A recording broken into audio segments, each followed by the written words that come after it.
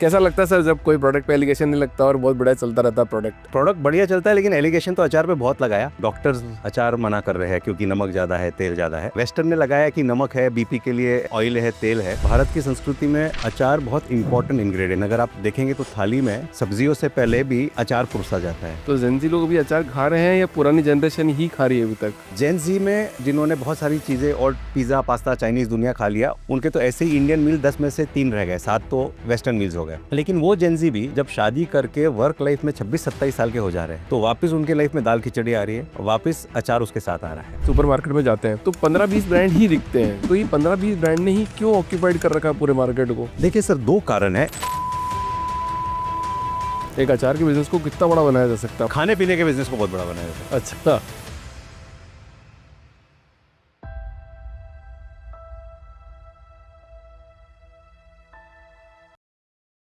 दीपक sir, बहुत बहुत स्वागत है आपका thank you so much sir. The founders dream के अंदर।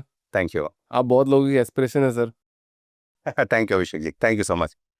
आज अपन इस पॉडकास्ट में ना सर आपका माइंड थोड़ा डिकोड करने की कोशिश करेंगे और छोटी सी बात करता हूँ कि पूरी इंडस्ट्री के अंदर एफएमसीजी प्रोडक्ट हो चाहे कोई भी प्रोडक्ट हो, कोई ना कोई प्रोडक्ट पे कोई एलिगेशन लग ही जाता है कि इस प्रोडक्ट में ये है, इस प्रोडक्ट से हेल्थ खराब होती है, इस प्रोडक्ट से ये होता है। सिर्फ अचार ही एक ऐसा प्रोडक्ट है जो भी बेचारा बचा हुआ है और सब लोग बोलते हैं कि अचार खाने से मतलब आपकी हेल्थ अच्छी रहेगी, बहुत अच्छा रहेगा। तो ना अपन 2-3 चीज़ समझने की कोशिश करेंगे। एक तो लोकल अचार प्लस ब्रांडेड अचार क्या होता है, आपने कैसे ब्रांड बिल्ड किया, कहाँ तक पहुँच गए आप। तो बहुत बहुत स्वागत है सर आपका। थैंक यू सो मच वैद साहब। कैसा लगता है सर जब कोई प्रोडक्ट पे एलिगेशन नहीं लगता और बहुत बढ़िया चलता रहता है प्रोडक्ट? सर प्रोडक्ट बढ़िया चलता है, लेकिन एलिगेशन तो अचार पे बहुत लगाया। हाँ, वेस्टर्न ने लगाया कि नमक है, बीपी के लिए ऑयल है, तेल है। तो एलिगेशन तो शायद से लास्ट 15-20 साल से काफ़ी लग रहा है। मतलब डॉक्टर्स अचार मना कर रहे हैं क्योंकि नमक ज़्यादा है, तेल ज़्यादा है। लेकिन मुझे लगता है कि मैं हमेशा बोलता हूँ, भारत सब जानता है।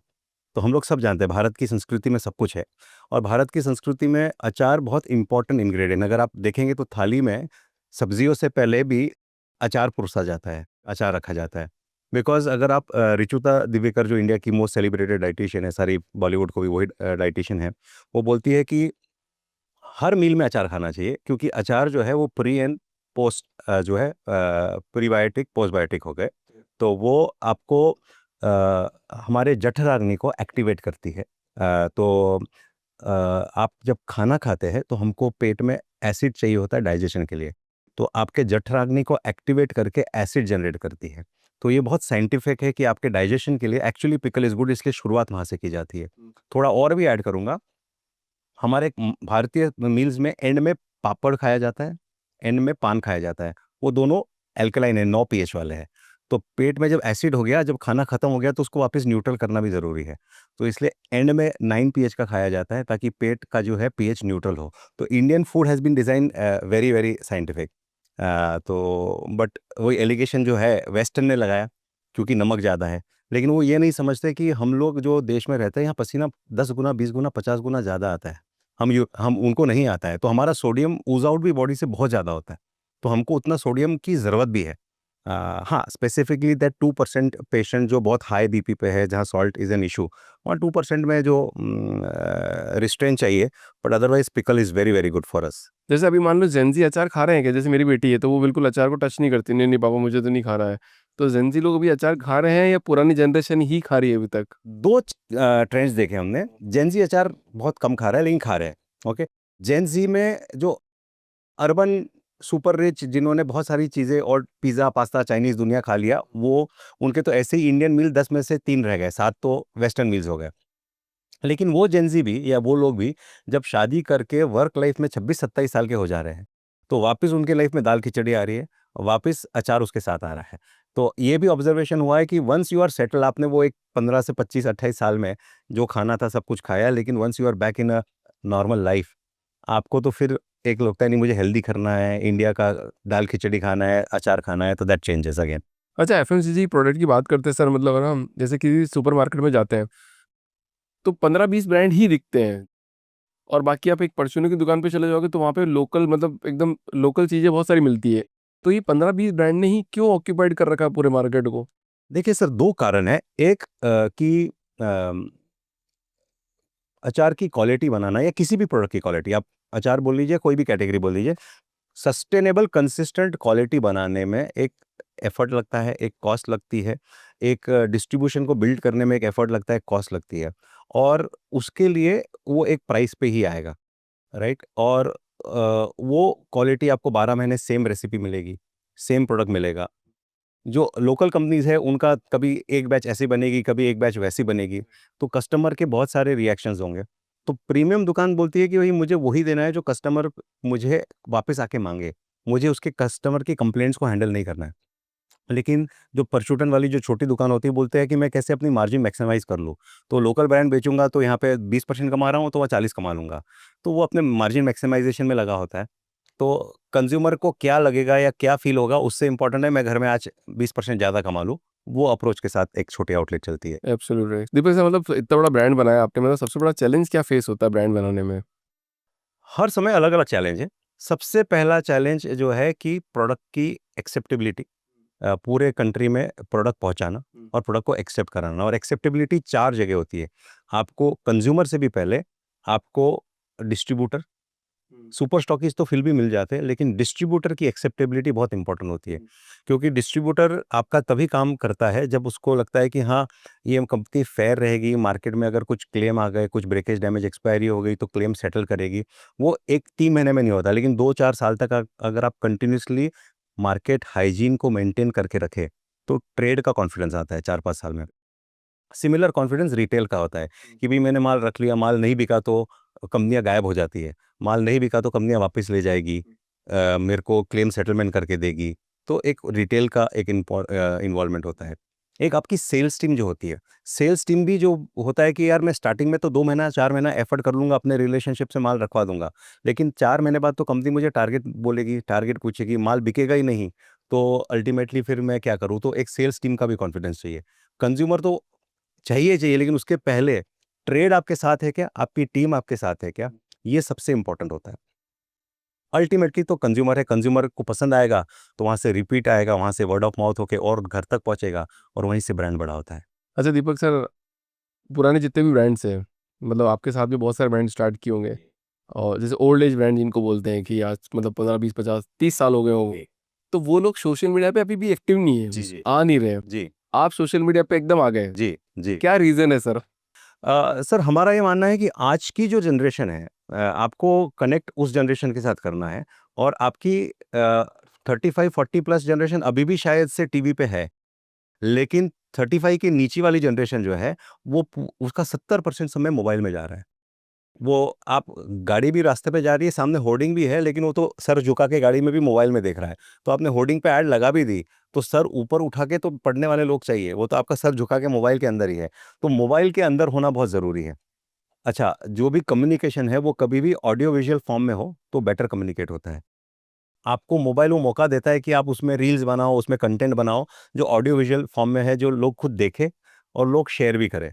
तो ये चीज़ को हम समझे, और इसके ऊपर हम बहुत समय स्पेंड करते हैं। हम लोग का लगभग-लगभग आज के डेट में बजट का 70-80% हम लोग इन मोबाइल में ही स्पेंड कर रहे हैं। तो क्या आपने सेल्स में इंक्रीमेंट देखा है कि मतलब जैसे मान लो आपका एक ट्रेडिशनल बिजनेस ऑलरेडी चल रहा है, तो जब आपने सोशल मीडिया पे आपने इसको पूरा डाला बिजनेस को, और आपने 70%, मतलब बहुत बड़ा अमाउंट होता है, वो जब इन्फ्यूज़ किया आपने इसके अंदर, तो क्या सेल्स में उतना नंबर ऑफ रेवेन्यू इंक्रीज हुआ उसमें? सेल्स में रेवेन्यू भी इंक्रीज़ हो रहा है, प्लस वर्ड ऑफ माउथ बहुत हो रहा है। मतलब लोग आपस में बात कर रहे हैं।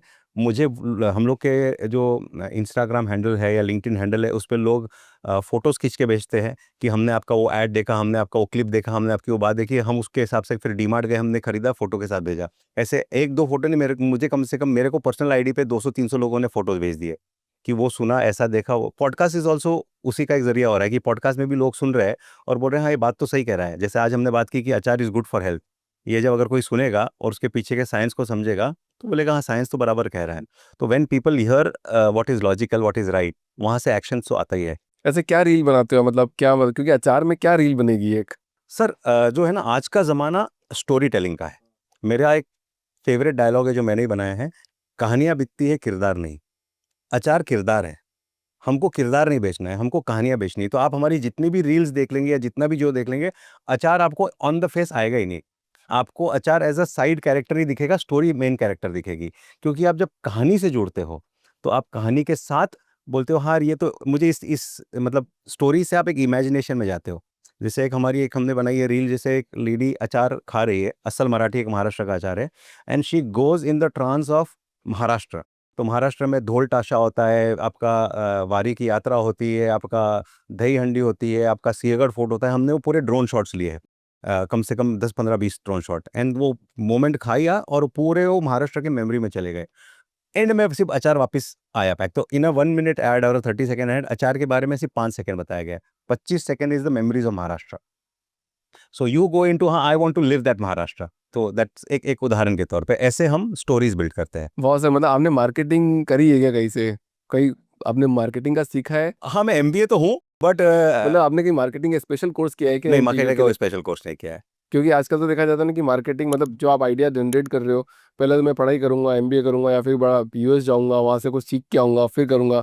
तो ऐसे आइडियाज आपको कैसे जनरेट होते हैं? एक एंटरप्रेन्योर को कैसे आइडियाज जनरेट होते हैं? हमारी एक इंटरनल टीम है, जिसको हम बैक बेंचर्स कहते हैं। ये सारा कंटेंट हम लोग इन हाउस बनाते हैं, और इसमें कम से कम at any point in time MBA college के 10 से 15 बच्चे हमारे यहाँ इंटर्नशिप करते होते हैं।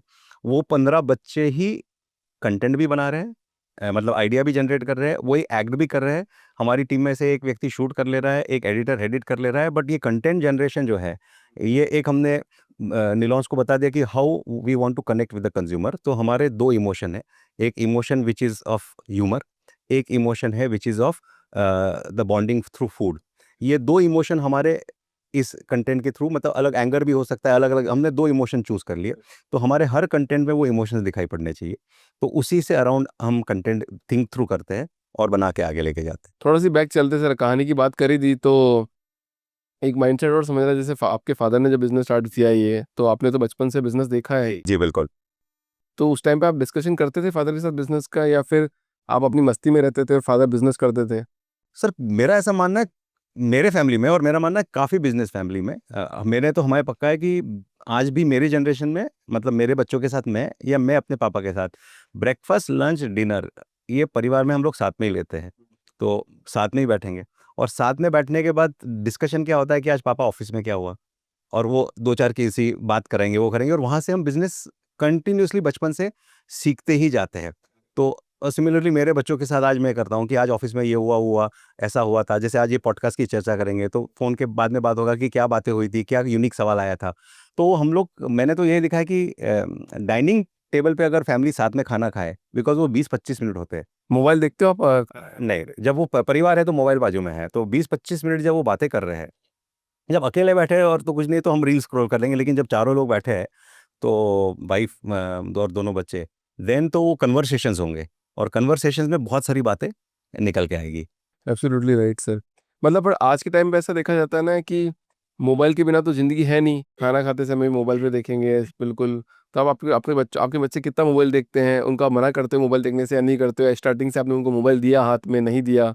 सर हम बच्चों को तो देखिए, हमने एक, अगेन ऑफ टॉपिक जा रहा हूँ, लेकिन एक और सवाल का इनडायरेक्ट जवाब दे रहा हूँ कि आज की जनरेशन में ना काफ़ी हम ये बोलते हैं कि नेक्स्ट जनरेशन उतनी हंग्री नहीं है, या उतना ज़्यादा काम नहीं करना चाहती बिजनेस फैमिलीज़ की। तो हमने अपने घर में खास करके रखा कि बच्चों को मोबाइल बहुत लेट दिया, और आज भी उनके पास हमने ओप्पो वीवो का मोबाइल दे रखा है। उनका पहला एप्पल का या सैमसंग का मोबाइल उनकी पहली कमाई से आएगा, ये क्लियर है, राइट? मतलब पैसा होने के बावजूद भी? पैसे होने के बावजूद भी उसको, मेरे बड़े बेटे को टैटू करवाना है। तू जिस दिन अपनी पहली करोड़ रुपए की कमाई करेगा, उस दिन अपना टैटू बनाएगा। 1 करोड़ की कमाई कमाई करे? करेगा, उसके बाद टैटू बनेगा, उसके पहले नहीं बनेगा। ऐसा माइंडसेट अगर मतलब जितने भी एंटरप्रेन्योर देख रहे हैं वो अपने बच्चों को दे दे, या ऐसा कॉन्वर्सेशन अपने साथ कर ले, तो शायद आप लोगों की ज़िंदगी चेंज हो जाएगी। 1 करोड़ की बात कर रहे हैं सर आप, तो आप बोलते हो कि शायद 5,000 या 10,000 कमा ले। तो थोड़ा सी माइंडसेट को बढ़ाना पड़ता है। मतलब ये एक बहुत बड़ी लर्निंग है सारी ऑडियंस के लिए। मुझे ऐसा लगता है जैसे मोबाइल की दुनिया भी है, मैं खुद भी देखता हूँ, बट आज इंस्टाग्राम पे बिकॉज़ वो आपको रीड करता है और आपको वही फीड देता है जो आप वापस देखते हैं। तो मुझे मेजरली फीड्स मोटिवेशनल स्पीचेस की आएगी, स्टोरी टेलिंग की आएगी, मार्केटिंग के यूनिक जो कंसेप्ट्स वर्ल्ड में चल रहे हैं वो आएगी, क्योंकि मैं वही देखता हूँ। सिमिलरली मेरे बच्चे भी वही देखते हैं, क्योंकि वही बिल्ड हुआ है। तो मोबाइल बुरा नहीं है, मोबाइल तब बुरा है जब आप टाइम पास कर रहे हैं उसमें। लेकिन अगर मोबाइल में आप कंटेंट, जैसे मैं एक टिपिकली हर 15 दिन में 1 डेढ़ 2 घंटे का पॉडकास्ट सुनता ही सुनता हूँ, और मेरे को जो अच्छा लगता है मैं अपने बच्चों को भेजता हूँ और उनको बोलता हूँ ये पूरा सुन के मुझे सिनॉप्सिस 4 पन्ने का लिख के भेजो, ओरली नहीं, राइटिंग में भेजो कि क्या सीखे। तो जब वो पूरा 2 घंटे का 1.5 घंटा सीखेंगे, 4 घंटा 4 पन्नों का उस पर जब सिनॉप्सिस लिखेंगे, तो यू आर, और ये अभी नहीं, मतलब 12-14 साल की उम्र से ही है उनके, जब वो 12-14 साल के बच्चे थे, तो उनको you then force them to think, reflect, क्या देखा क्या समझा, तो वहां से पैड बिल्ड, पे लिखते हैं, पेन पेपर से लिखते पेन हैं? पेपर से सर। क्यों सर? देखो मैं भी आज है ना, मेरे से पेन और पेपर नहीं छूट रहा। देख लो मेरे पास ये पेपर है, आईपैड भी रखा हुआ है, पर मेरे को आईपैड से ना समझ में आता है ना मुझे याद आता है। और मैंने एक पेपर में एक ऐड देखा था कि अगर आपने काले अक्षर दिखे, अगर आपको पेपर में दिख रहे हैं, तो आपको जिंदगी भर मेमोराइज रहेंगे। बट अगर आप 15-20 दिन पहले की रील या फिर 15-20 दिन का कोई ऐसा कोई कंटेंट, डिजिटल कंटेंट आप देखोगे तो आपको याद नहीं रहेगा कि 1 महीने पहले क्या देखा था, जी। कौन सा कंटेंट सुना था, वो याद नहीं रहेगा। बट आप जैसे लिख लिया तो याद रहेगा। तो आप इस कॉन्सेप्ट पे बिलीव रखते हो सर अभी भी? हम 4 तरीके से सीखते हैं, उसको बोलते हैं VARK, writing, reading, auditory and kinaesthetic करके, एक्शन करके। ये चारों एस्पेक्ट जब तक नहीं आएंगे होलिस्टिक लर्निंग नहीं होगी। तो आपको राइटिंग भी चाहिए, रीडिंग भी चाहिए, आपको ऑडिटरी सुनना भी है, और आपको उसके ऊपर काइनेस्थेटिक एक्ट भी करना है। तो मेरा एक कंसेप्ट है कि जो भी मैं सीखूंगा, मतलब इवन आज आज कुछ मैंने अगर अच्छा देखा, मुझे कोई व्यक्ति मिल गया, मैं उसको सिखा दूंगा। मैं कोई भी अच्छे कंसेप्ट को 7-8 लोगों को सिखा ही दूंगा। तो टीचर सबसे ज़्यादा सीखता है, स्टूडेंट से ज़्यादा टीचर सीखता है, क्योंकि वो बार बार वही चीज़ को रिपीट कर रहा है। तो मेरा जो थॉट है कि मैं इसलिए नहीं सिखा रहा हूँ कि सामने वाला का बेनिफिट हो, वो तो हो रहा ही है, बट ज़्यादा बेनिफिट मेरा हो रहा है, क्योंकि every time when I am telling the same concept, वो मेरे अंदर और गहराई से जा रहा है। तो राइटिंग इज की सर। आप राइटिंग जो कागज पेन पे लिखते हैं, बच्चे आज के डेट में इस पे भी, लैपटॉप पे भी लिखते हैं, बट लिखने की आदत इंपॉर्टेंट है। काफी बार जो आपने कहा कि लोग सुन ले रहे हैं, देख ले रहे हैं, जब तक आप राइटिंग नहीं करेंगे अपने हाथ से, pen paper is better, but laptop में इज ऑल्सो पॉसिबल, लेकिन आप राइटिंग नहीं करेंगे तो डीप डाउन आपके अंदर जाएगा ही नहीं। तो बिकॉज जब आप राइटिंग कर रहे हैं, साथ में आपका ब्रेन रिफ्लेक्ट करता है। साइंस है, आपका ब्रेन थिंक करता है एक्स स्पीड से, लेकिन समझता है x-40% से। तो जब आप राइट करते हैं, क्योंकि राइटिंग की स्पीड स्लो होती है, आपका ब्रेन फोर्स डाउन हो जाता है स्लो डाउन होने के लिए। और जब आप स्लो डाउन हो जाते हैं, only then it is able to absorb it. That's why writing is बहुत इम्पोर्टेंट। गहरी बात कही थी सर, स्लो डाउन। मतलब ना पूरे जितने भी महात्मा हैं, जित सब सुनते होंगे ना, तो वो यही बोलते हैं कि जस्ट स्लो डाउन। जैसे ही आप पीछे की तरफ हो जाते हो तो आपको सामने की सारी चीजें दिखने लग जाती है। जी। तो राइटिंग आपको स्लो डाउन करने में मजबूरी करता है, बिकॉज आप उस स्पीड से तो लिख ही नहीं सकते। तो ब्रेन स्लो डाउन होगा, और जब स्लो डाउन होगा तो सीखेगा, समझेगा। अच्छा, एक ऑटो के बाहर हमेशा लिखा होता है, प्रचार नहीं तो व्यापार नहीं। क्या है? पहले तो प्रचार होते ही नहीं थे, पहले प्रचार कम होते थे आई गेस सो। अपने तरीके से होते थे। पर कम होते थे। पहले वो राजा के समय भी डिडोरी पिटवाने के प्रचार तो होते ही थे। बट फिर भी मतलब कम ऑडियंस तक पहुंच जाते थे। तो आज मतलब बहुत, अगर मतलब कोई अच्छा प्रोडक्ट, कोई भी प्रोडक्ट बना लिया और फुल प्रचार कर दिया, तो क्या वो प्रोडक्ट बिकना चालू हो जाएगा मार्केट में? आज के डेट में बहुत सारी कंपनीज हो गई है, मार्केटिंग फर्स्ट प्रोडक्ट सेकंड, कि आपको बेच मार्केटिंग करना आना चाहिए।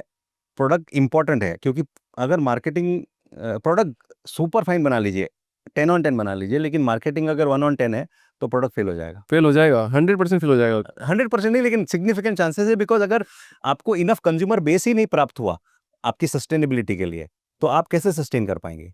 लेकिन आप अगर मार्केटिंग करेंगे, तो आपको एक कंज्यूमर बेस जरूर प्राप्त होएगा। लेकिन अगर प्रोडक्ट कमजोर है, तो प्रोडक्ट, पहला काम जो है किसी भी प्रोडक्ट की जर्नी में होता है, जो हम एफएमसीजी में बोलते हैं, प्लेसमेंट।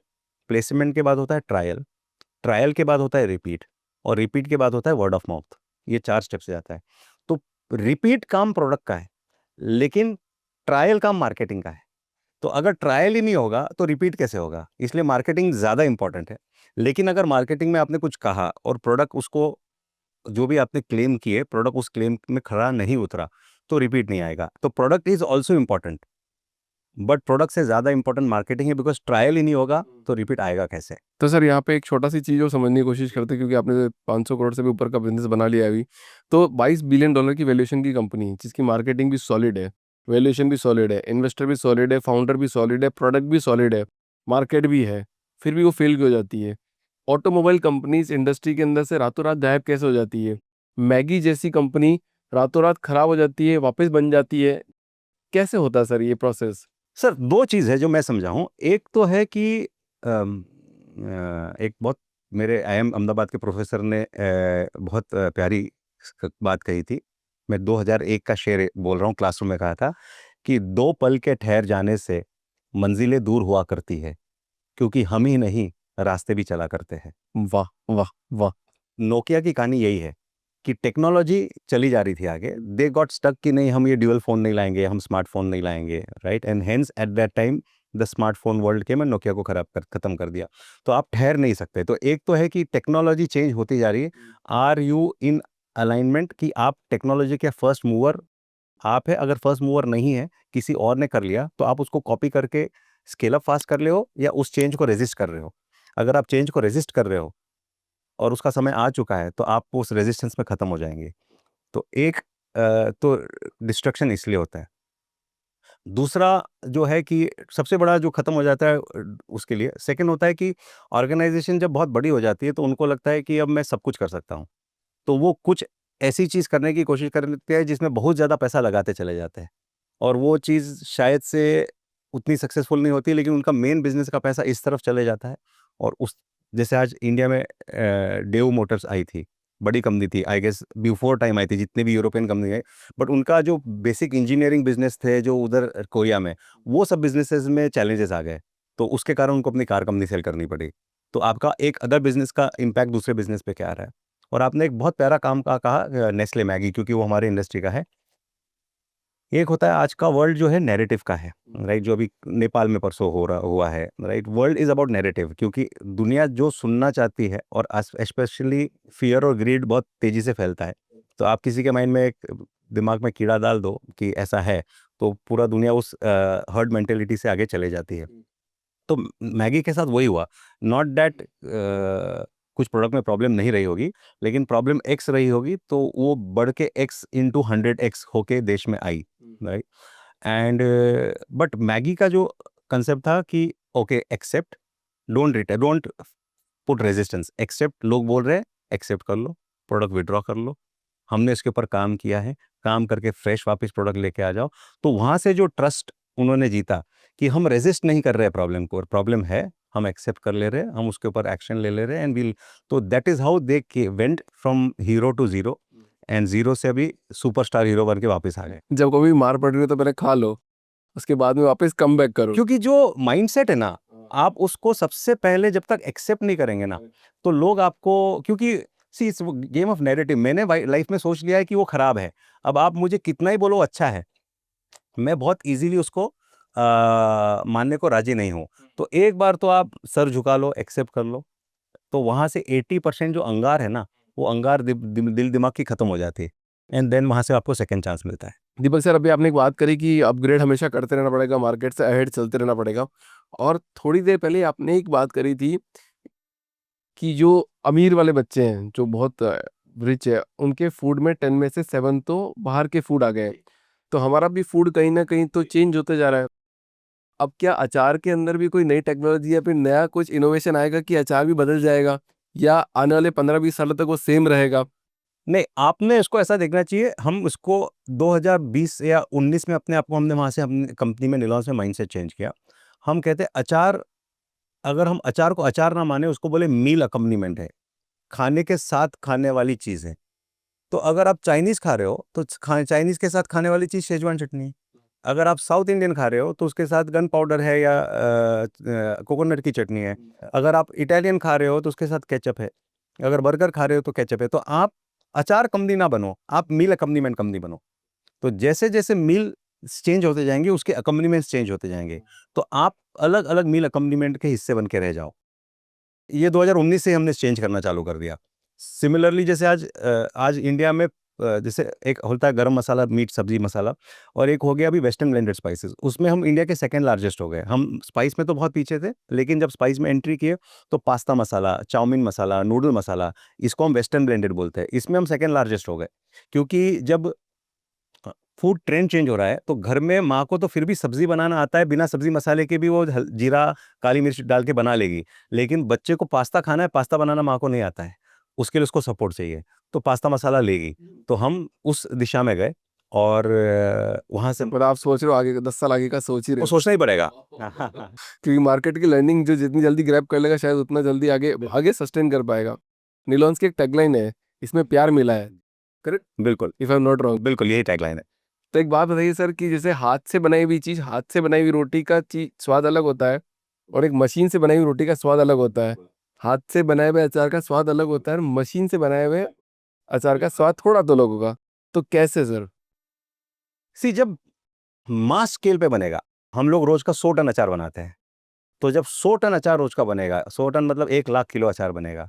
तो वो जब आप हाथ से 2 किलो अचार बनाएँगे, वो क्वालिटी क्वालिटी या बोलिए स्वाद बोल लीजिए, क्वालिटी तो शायद से मशीन में और ज़्यादा बेटर होगी।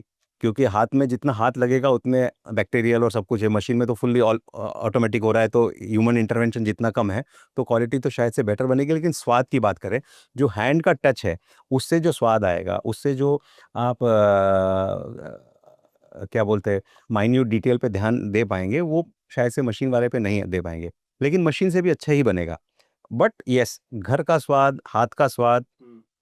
बट आज जहाँ दुनिया बदल रही है, जहाँ लोगों को डबल इनकम है, लाइफ में कुछ अच्छा काम करना है, खाना बनाने में बहुत ज़्यादा समय स्पेंड नहीं करना है, तो आदमी 19 के सामने 18 मिल जाए तो एक्सेप्ट कर लेता है और धीरे-धीरे उस 18 के साथ अपने आप को सेट कर लेता है। 19 के सामने 12 मिलेगा तो एक्सेप्ट नहीं करेगा, लेकिन लगभग 18-19 का डिफरेंस है तो एक्सेप्ट कर लेता है। एक बहुत बढ़िया सवाल आ रहा है सर मेरे को भी दिमाग में बात करते-करते, बाय 1 गेट 3 फ्री मार्केट में बहुत चल रहा है। और मान लो कि कोई साबुन है या फिर कोई भी खाने की प्रोडक्ट है, तो किसी ने बोला कि बाय 1 गेट 5 फ्री, तो वो घर में लेके गया। 1 बार लेके गया, 2 बार लेके गया, तो 5 प्रोडक्ट उसके पास पड़े हैं, अगली बार भी 5 प्रोडक्ट पड़े, 10 प्रोडक्ट, तो वो 6 महीने में उसको कंज़्यूम करेगा लगभग-लगभग। तो उसके माइंडसेट में वो आ जाएगा कि यार मेरे को यही प्रोडक्ट खाना है चाहे कुछ भी हो जाए। तो क्या ये मार्केटिंग गिमिक है या फिर पूरा मार्केट खराब करने के लिए बनाया गया एक सोची-समझी साजिश है सर? दोनों है। तो दोनों है। एक कंज़्यूमर का माइंडसेट है कि मुझे क्या ज़्यादा मिल रहा है, ह्यूमन का। मतलब हर एक को हमको ब्याज से सूद ज़्यादा पसंद है, हर व्यक्ति को। पेरेंट्स को बेटे से ज़्यादा पोता-पोती पसंद है, राइट? तो हर एक को जो एक्स्ट्रा मिल रहा है वही पसंद है। तो ह्यूमन कंज़्यूमर साइकोलॉजी, इसलिए buy one get one, buy one get two वाली जो कहानी है वो कंज़्यूमर साइकोलॉजी को एक्ट करती है। तो ये अगर हम रिटेलर की स्टोरी समझे, तो रिटेलर बोलता है मेरे पास ऑफ़र चलेगी तो कंज़्यूमर मेरे पास आएगा खरीदने। किसी और रिटेलर में ऑफ़र नहीं चल रही है तो वहाँ नहीं जाएगा, क्योंकि उसके घर के ₹1000 महीने के जो ग्रोसरी की शॉपिंग में मेरे पास कम लगेंगे, तो उसके 1000 बचेंगे। कंपनी ये सोचती है कि मेरा बाय वन गेट वन करके चला जाए, लेकिन आज के डेट में उसके बड़े चैलेंजेस हो गए। बड़े रिटेलर बोलते हैं बाय वन गेट वन तो आप चला लो, लेकिन हम कंज्यूमर को सिंगल पीस भी दे देंगे हाफ प्राइस में। तो वो बाय वन गेट वन का अगर बंडल्ड ऑफर नहीं है, बंडल मतलब कंपल्सरी आपको 2 लेना पड़ेगा। अगर बंडल्ड ऑफर है, जैसे सोप में आपने कहा वहाँ बंडल्ड ऑफर आता है, वो पैक ही आता है, 5 पैक एक साथ लपटा हुआ लगा हुआ। उस केस में तो कंज्यूमर को 5 महीने तक वो सोप यूज़ करने की आदत हो जाएगी और वहाँ से फिर वो ही सोप खरीदेगा। लेकिन जो बंडल्ड ऑफर नहीं होते, जो नॉन बंडल ऑफर होते हैं, उसमें कंज्यूमर को एक भी पीस ले जा सकता है हाफ प्राइस में। तो वहाँ पे आप ऑफर तो कुछ सोच के दे रहे हो कि मैं कंज्यूमर को आदत लगवाने के लिए दे रहा हूँ, बट वो एक्चुअली रिटेलर का सेल हो रहा है, आपकी आदत अभी तक नहीं लग रही है। तो bundled offer works more in terms of habit formation. थोड़ा सा स्लो डाउन होते हैं सर। अब मान लो कि आज की जेन ज़ी जो भी जनरेशन है, मैं बहुत सारे पॉडकास्ट करता हूँ तो नए एंटरप्रेन्योर्स भी आते हैं। सो एक सवाल उठ के आता है कि मैंने पापा का बिज़नेस नहीं करा और मुझे तो खुद का ही करना था, क्योंकि मेरे को ये दाग नहीं चाहिए कि तुमको तो सब बना-बनाया मिल गया। क्या आपने भी ये लाइन सुनी है कभी किसी से कि आपके तो पापा ने आपको बिज़नेस बना के दिया और आपको ये बिज़नेस में क्यों क्यों आना था लेगेसी बिज़नेस में? आप अपना खुद का ब्रांड, जैसे सब बच्चों का जो सोच है, उस सोच से आप लेगेसी बिज़नेस में ही क्यों आए हैं? नहीं, मुझे किसी ने ऐसा बोला नहीं कि पापा के बिज़नेस में आ गए, और मेरा तो उल्टा मानना है। मेरा मानना है कि अगर आप दुनिया को उठा के देखेंगे, तो 100 में से 98 बिज़नेस जो स्टार्ट होते हैं, वो बंद हो जाते हैं विदिन 3 इयर्स। ओनली 2 ही सस्टेन कर पाते हैं। अगर 2 पुश्तों ने, 4 पुश्तों ने, 1 पुश्तों ने मेहनत करके एक बिज़नेस को एक लेवल तक बनाया, तो मुझे ये समझ में नहीं आता वो जो थॉट है कि मैं अपने हाथ से क्रिएट करूँगा। उसका एक ही चीज़ होता है कि काफ़ी कुछ फैमिलीज़ में ना प्रमोटर से अपने हाथों से धंधा छूटता नहीं है। तो बेटा फ्रस्ट्रेट हो जाता है कि मैं सजेशन देता हूँ, पापा सुनते नहीं हैं, मैं कुछ करना चाहता हूँ, पापा फ्रीडम नहीं देते, तो वो फ्रस्ट्रेशन से कुछ अलग चालू करे। ऐसा हो जाता है, लेकिन अगर आपको वो फ्रीडम है, तो मेरा मानना है कि एक्जिस्टिंग बिज़नेस में अगर आप, क्योंकि एफर्ट लगा है 10, 20, 25, 30, 40 साल का पीढ़ियों का एफर्ट लगा है उसको वहाँ तक पहुँचाने में, तो जो फाउंडेशन है वो मिल चुका है। और अब इनकी एनर्जी, इनकी थॉट्स, इनके जो व्यूज़ है, उसको 10x से 100x कर सकते हैं। लेकिन अगर आप वापस जीरो से स्टार्ट करोगे तो पहले 7-8 साल तो स्ट्रगल एस्टेब्लिश समझ में आएंगे। यूनिकॉर्न्स की हम बात करते हैं, लेकिन 1 लाख कंपनी खुलती है, उसमें एक यूनिकॉर्न बनता है, हर एक तो नहीं बनता है। तो यूनिकॉर्न बनाना अच्छा है, लेकिन आपके पास ऑलरेडी एक एस्टेब्लिश बिजनेस है, वो यूनिकॉर्न नहीं कहलाएगा, लेकिन वो बिलियन डॉलर बिजनेस तो वो फिर भी बन सकता है। राइट। तो दीपक सर, एक मैसेज प्लीज, जो भी जितने भी एंटरप्रेन्योर जिनके फादर का बिजनेस वो नहीं कर रहे हैं, तो उनके लिए एक मैसेज आप देना चाहोगे ऑन कैमरा? हाँ, मैं इतना ही कहना चाहूँगा कि अगर फैमिली में फ्रीडम है और फ्रीडम नहीं है, तो भी फ्रीडम काफ़ी बार हम लोग थोड़ा उस कल्चर से आए हैं जहाँ फ्रीडम शायद से बोलने की आँखों की शर्म और ये सब रही है। बट मेरे ख्याल से आज दुनिया ओवरऑल एक्सपोज़र इनफ मिल चुका है, तो डिस्कशन करना चाहिए। लेकिन मेरा ये मानना है कि इंडिया जैसी देश है, इंडिया, यूरोप, चाहे जापान, जो जिसको हम बोलते हैं ईस्ट बोलते हैं, ईस्ट में फैमिली बिजनेस बहुत इंपॉर्टेंट कंसेप्ट रहा है। हम लोग बिजनेस बना के बेचने में बिलीव नहीं करते कि बिजनेस बनाना है और बेच दिया। हम लोग बनते कि पीढ़ी दर पीढ़ी धंधे को आगे बढ़ाओ, क्योंकि उस लेवल तक पहुंचने में बहुत एफर्ट लगता है। तो मेरा ये मानना होगा, अगर फैमिली के इश्यूज को, चीज़ों को हम डिस्कस करके सॉल्व कर सकते हैं, तो एग्जिस्टिंग बिजनेस को ही बढ़ाना यही बेहतर है। सर, आपका प्रोडक्ट एक्सपोर्ट भी होता है अभी? जी। तो एक बात सही सही बताना इस पॉडकास्ट में, जो क्वालिटी आप इंडिया में देते हो वो सेम क्वालिटी बाहर जाती है क्या? Exact exact. बाहर के स्टैंडर्ड्स अलग नहीं है? क्योंकि मैं जितने भी पॉडकास्ट करता हूँ तो उसमें सब बोलते हैं कि बाहर के स्टैंडर्ड्स हमेशा अलग देखे जाते हैं। नहीं, एक ही स्टैंडर्ड अलग है। हर कंट्री का प्रिजर्वेटिव का नॉर्म अलग-अलग है। कि जापान में सोडियम बेंज़ोएट अलाउड ही नहीं है, तो आपको वहाँ बिना प्रिजर्वेटिव का ही अचार भेजना है। तो प्रिजर्वेटिव का नॉर्म चेंज होगा, प्रोडक्ट का क्वालिटी का नॉर्म चेंज नहीं होगा।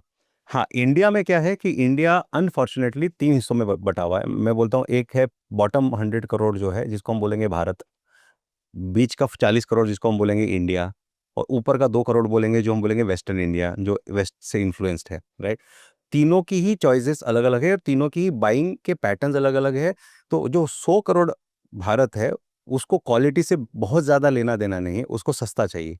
क्वालिटी से लेना देना नहीं है। बहुत ज़्यादा नहीं है, उनको क्वालिटी समझ में भी नहीं आती। उनको ये है कि आज कैसे हम लेना-देना, मतलब इतना एजुकेशन ही नहीं है कि मुझे क्वालिटी में मतलब क्या पूछना। अचार मिल गया, कोई 100 रुपए का दे रहा था, जैसे आज के डेट में एक जिंजर गार्लिक पेस्ट हम बनाते हैं, राइट? एक इंडिया में 50% जिंजर गार्लिक पेस्ट आज के डेट में ऐसा बनता है, जो केले का जो पेड़ रह गया निकालने के बाद, उसका जो गूदा है, उस गूदे का पल्प निकाला जाता है, उसमें जिंजर और गार्लिक का एसेंस डाला जाता है और पैक किया जाता है। उसमें कोई जिंजर गार्लिक है नहीं। और सारी ऑर्गेनाइज़ कंपनीज़ 20 ग्राम, 25 ग्राम देगी 5 रुपए में, वो पूरी कंपनी 50 ग्राम देती है। और हमारी जो दुकानदार को प्राइस होती है, उससे आधे दाम, मतलब क्वांटिटी डबल, दुकानदार को हाफ रेट में, बिकॉज़ इंग्रीडिएंट तो अंदर जिंजर और गार्लिक है ही नहीं। बट कंज्यूमर देखता है मुझे 5 रुपए में 50 ग्राम मिल रहा है, और नॉर्मल कंपनी का मुझे 5 रुपए में 20 ग्राम, 22 ग्राम मिल रहा है, तो 50 ग्राम ले जाऊँगा। अब उसको जैसे ही पैकेट खोलेंगे, उसमें जिंजर गार्लिक की खुशबू आएगी, क्योंकि एसेंस डाला है, बट उसमें ना जिंजर है, ना गार्लिक है। तो ये मैं बोलता हूँ, ये भारत है। भारत को बस मुझे बेटर मिल गया, मुझे सस्ता मिल गया, वो सस्टेनेंस वाली एक लाइफ़ है।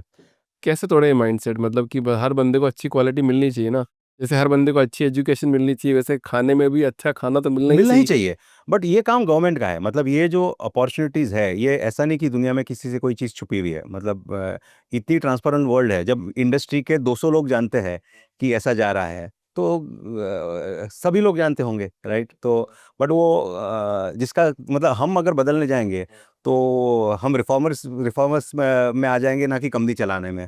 तो हम रिफॉर्मर नहीं बन रहे, हम अपनी कंपनी पे फ़ोकस कर रहे हैं। हम कॉन्शियसली सोचते हैं, नहीं, 40 करोड़ है, 40 करोड़ तो एक यूरोपियन पूरा कॉन्टिनेंट का जो पॉपुलेशन है, उतना पॉपुलेशन अपने पास है, जो पैसा देके क्वालिटी खरीदना चाहता है, हम उनको सर्व करेंगे। धीरे-धीरे 100 करोड़ जिस दिन अपग्रेड हो जाएँगे, वो भी हमारा मार्केट हो जाएगा।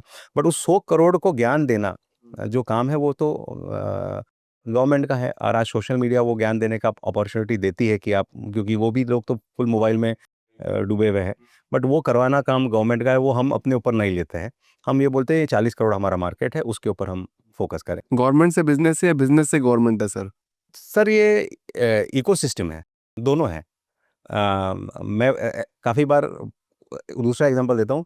आज के डेट में ओटीटी में एक बहुत खतरनाक सीरियल्स आते हैं, चाहे वो क्राइम के हो गए, रिलेशनशिप के हो गए, सबके हो गए।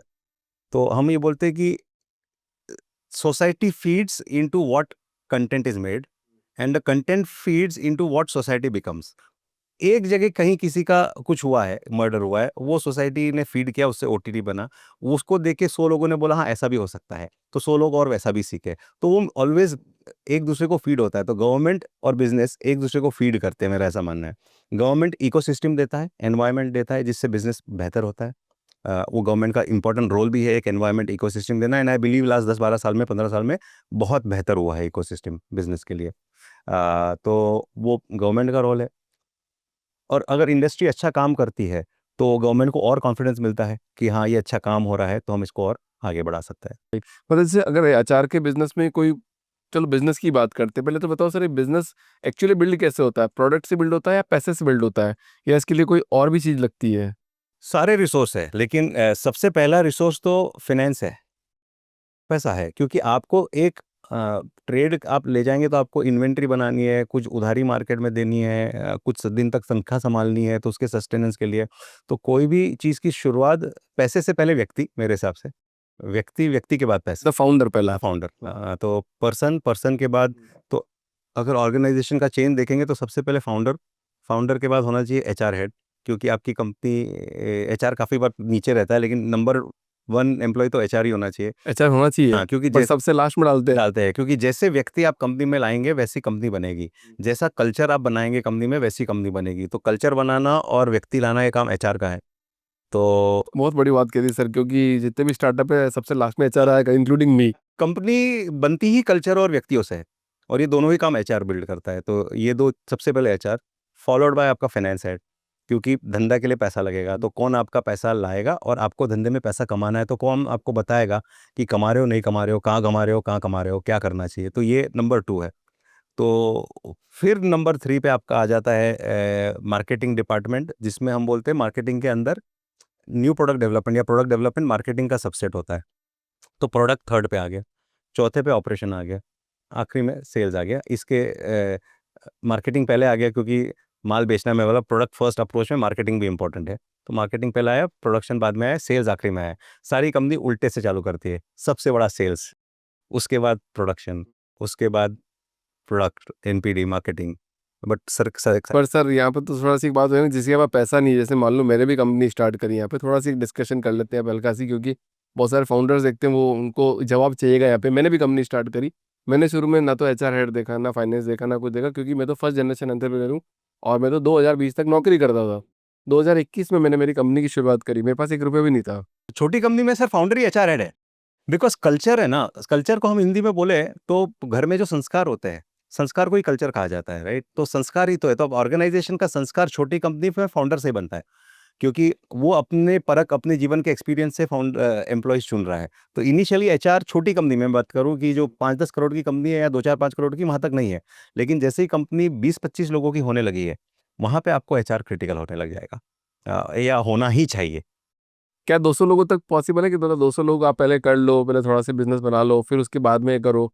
सर एक बार कंपनी के हाथ से, आपके हाथ से कल्चर छूट गया या चीजें छूट गई ना, उसको वापस जीरो से बिल्ड करना पॉसिबल है, हर चीज पॉसिबल है, लेकिन उतना ही डिफिकल्ट होगा। तो मेरा ऐसा मानना है कि आपने एक 5-10 करोड़ की कंपनी बना ली, then right person who understand human as a science, कि कैसे लोग कंपनी को चाहिए, कौन से लोग आगे ले जाएंगे, वो इंपॉर्टेंट हो जाता है। हर कंपनी का मतलब ह्यूमंस अलग होते हैं, ह्यूमन माइंडसेट अलग होता है। ह्यूमन माइंडसेट सेम ही होता है, ह्यूमन माइंडसेट सेम ही है। जैसे आपकी कंपनी में जो लोग काम कर रहे होंगे, मेरी जो कंपनी में लोग काम कर रहे होंगे, तो क्या चीज अलग ड्राइव करती है सर? इसलिए बोला सबसे पहले कल्चर, सेकंड ह्यूमन।